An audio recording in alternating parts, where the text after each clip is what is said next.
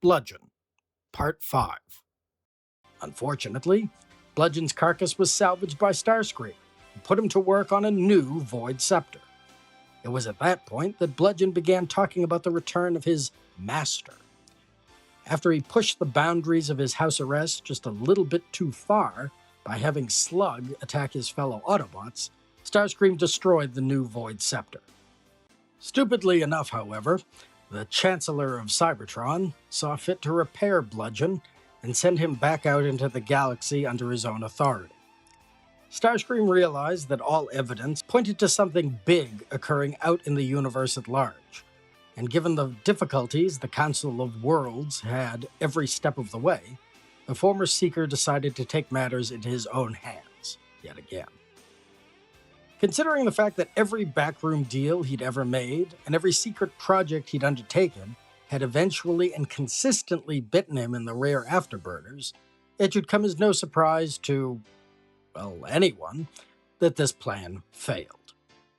Bludgeon was sent out by Starscream to unite all the ragtag Decepticon remnants in the galaxy into a single fighting force capable of defending Cybertron.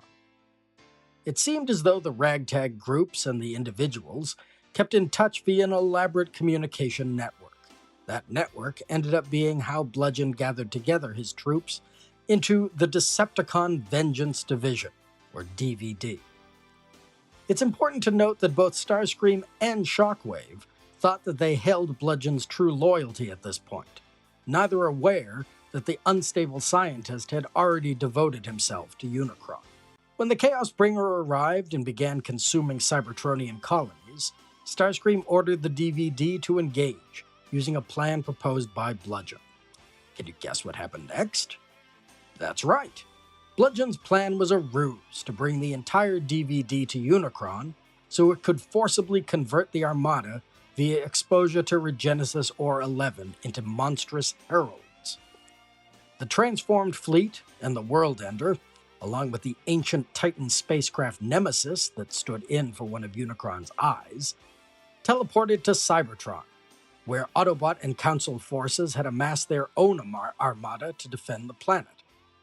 When Unicron used its connection to Nemesis to absorb its transformation cog and convert it to robot mode, well, that was the end of Cybertron. The Pyrrhic battle ended when Windblade convinced the Visionaries to use their magic to warp the remaining Cybertronians from Cybertron and its immediate airspace to Earth.